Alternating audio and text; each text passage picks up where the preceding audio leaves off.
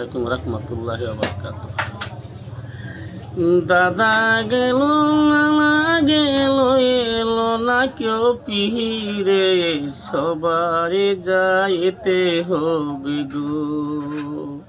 ও ভাইজান অন্ধকার কবরে সবারে যাইতে হবে গো। আজ না হয় কাল তুমি যাইবা কবরে, আজ না হয় কাল তুমি যাইবা কবরে।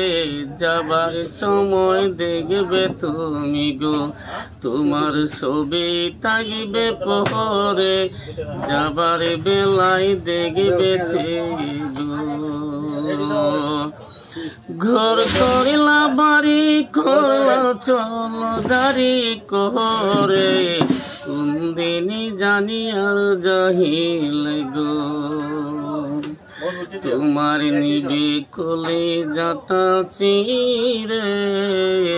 কোন দিনই জানি আর জাহিল গো, আজ না হয় কাল তুমি যাইবা কবরে। যাবার বেলায় দেখবে গো, তোমার ছবি থাকবে পরে। যাবার বেলায় দেখবে গো। দাদাই আমার অন্তর দিয়া কথাটাই বলিয়া আসে রে, যাবার বেলায় থাকবে পরে গো। এত দুনিয়ার মায়া মহব্বত সকল কিছু রে, যাবার বেলায় দেখবা সে গো। তোমার ভাই বন্ধু আত্মীয় স্বজন কবর শুনে আসবে অনেক কজন, যাইবে নামাজ পড়ে।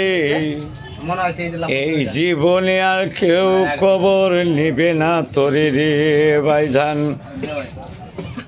দেখবা তুমি চাইয়া যাবার বেলা থাকবে পরে রে। আসসালামু আলাইকুম আমার প্রাণপ্রিয় কলিজার ভাই বন্ধুরা। আসলে এই বয়সে বুড়ো মানুষ দেখেন, তার কণ্ঠ কোকিলের কণ্ঠের মতো কণ্ঠ। আর উনার যে জীবনটা চলে গিয়েছিল চ্যাংরাখালীন অবস্থায়, আসলে উনার যে কণ্ঠ ছিল, এত সুন্দর কণ্ঠ ছিল, কোকিলের কণ্ঠ। সেই কণ্ঠ এখনো এই বয়সে যখন কোরআন সুন্নাহর আলোচনা হয় প্রত্যেকটা মাহফিলে মাহফিলে উনি এত মধুর সুরে টান মারে। আসলে মানুষ এখনো তার জন্য পেরেশান হয়ে যায়। সকলেই তার জন্য দোয়া করবেন।